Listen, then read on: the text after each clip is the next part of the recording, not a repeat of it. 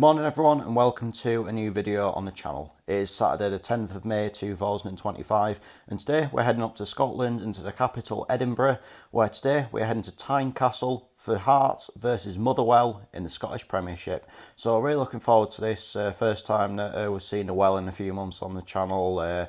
First time watching a Well under Michael Wimmer as well, which should be decent. So without further ado, let's get into this and let's get those trains up to Edinburgh.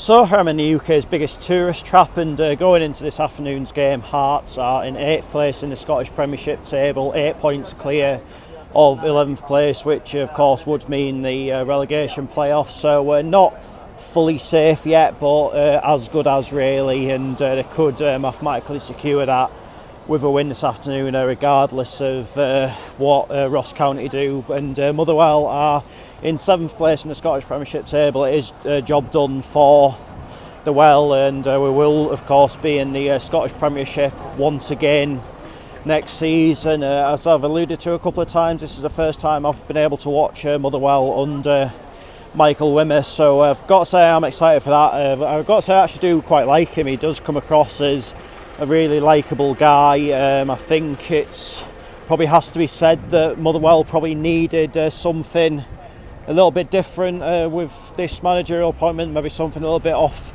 the beaten track instead of a usual maybe cartel of like typical Scottish Premiership managers. Just needed a bit of a fresh approach, and I think we're seeing that now, which I hope in the long run can be a good thing. Obviously this is the fourth time that Motherwell have faced Hearts this season. Obviously played each other at Fir Park back in August, in which the Well ran out winners, then Hearts were winners at Tynecastle on the 2nd of January. Then it was actually the last game before the split. We played each other again at Fir Park. I think it had a bit of a winners takes all kind of feel to it. I think if either team had won, I could have got into the top six, but as it was, it finished goalless, and neither team got into the top six, and it was St Mirren who got that final spot. I think at that time, if I had gotten the top six, it would have been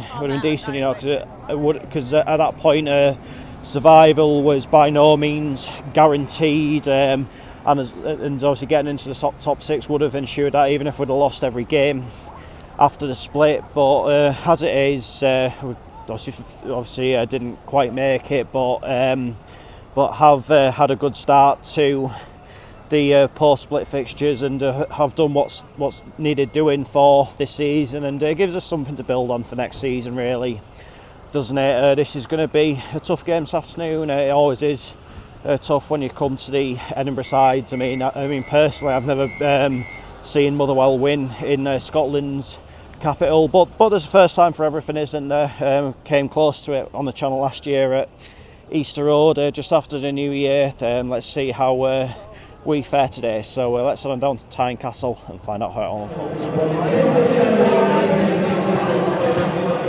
So teams are warming up. Motherwell are getting ready right in front of us. I think going to be in a white third strip this afternoon.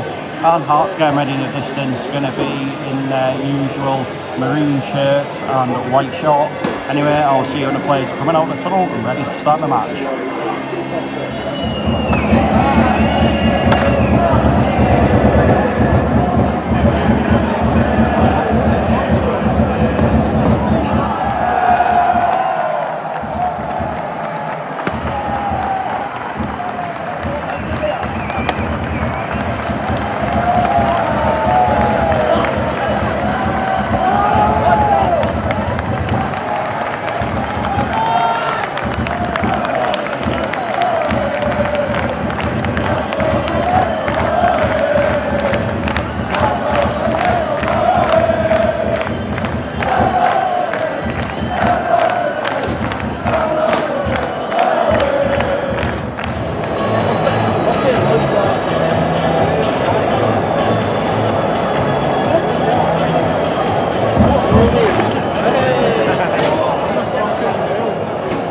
Take us back. All supporters of Heart of Midlothian were immensely sad.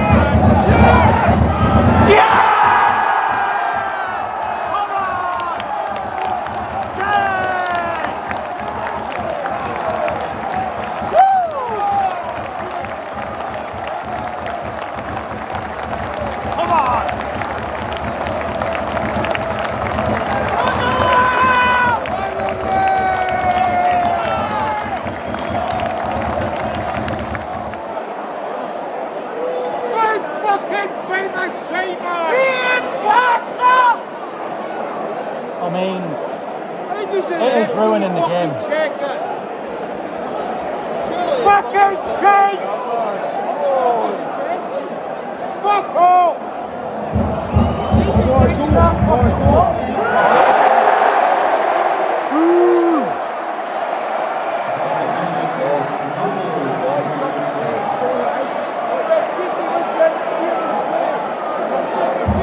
Totally ridiculous.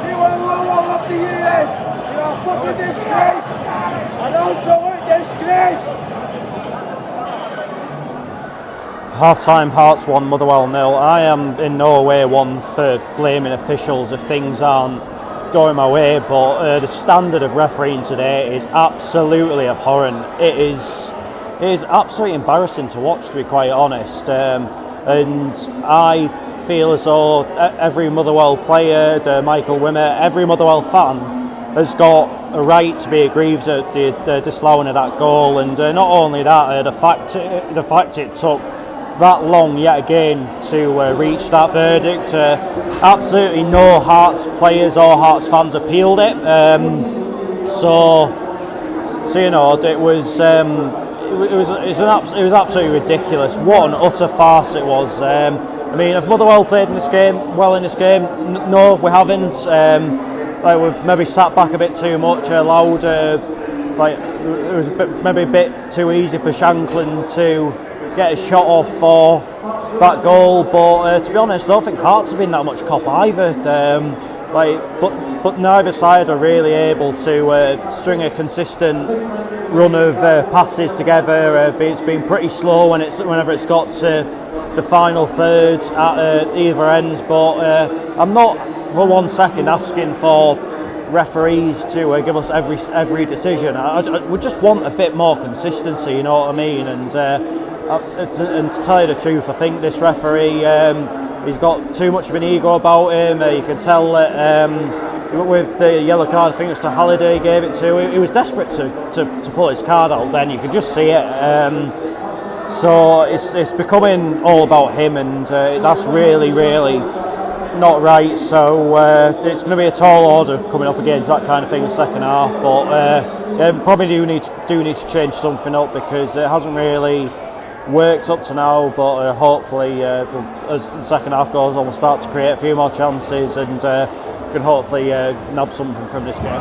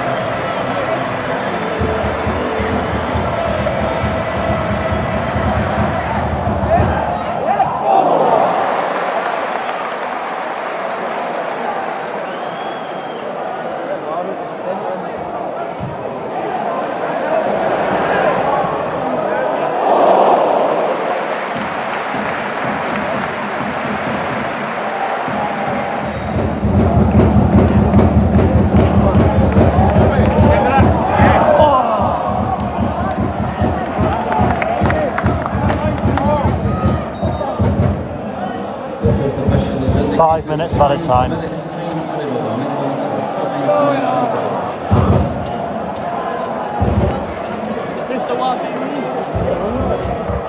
Yes! On ball! Oh, yes.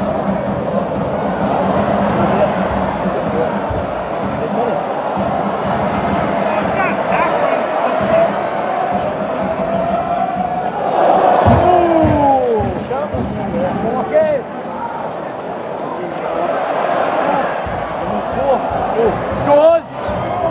Oh!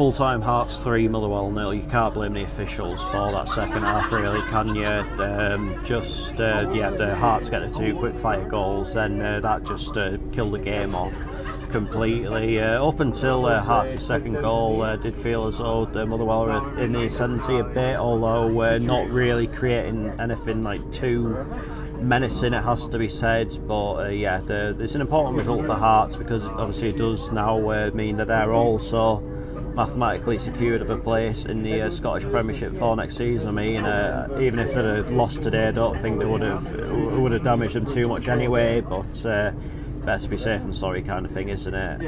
But it was just down to the fact that they took the chances today, and Motherwell just quite simply didn't. I think the substitutions were definitely made a bit too late. I think Luke Armstrong made a bit more of an impact than what Tony Watt was doing when he came on, and it does make you wonder if Armour had come on maybe at half time or something like that, could it have been a little bit different? I don't know, but there is a part of me can't help but feel as though if that goal that was ruled out by VAR had stood, would it have gone on and been a bit of a different game? Like, we don't know now, and for all we know, Hearts might have got a finger out a bit more and still gone on and won anyway. But big decisions like that definitely do change games, and I still do feel a little bit aggrieved by it. I think the fact that it took so long to come to a verdict, I think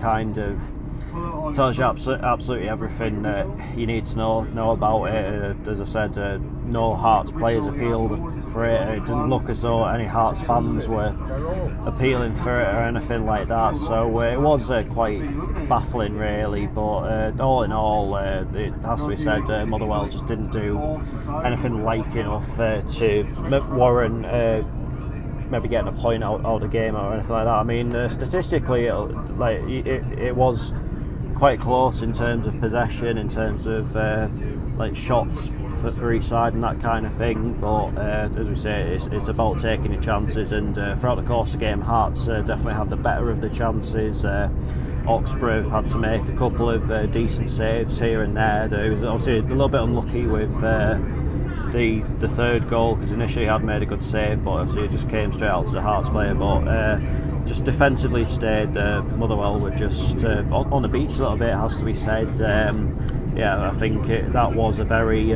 typical end of season kind of display, if ever I have seen one before. And if there was something genuinely rising on that game, I'd be absolutely seething about it. But as it is, I can't accept the position Motherwell are in just now. Obviously, Michael Wimmer is sort of going about things with someone else's squad, so he was never ever going to be judged on the remainder of the season. I mean, he's done what he's needed to in terms of keeping well in the division, but it's what happens from this summer onwards, which is where it'll be really assessed. It's been interesting to see what happens with regards to recruitment, what sort of players he's needing to bring in.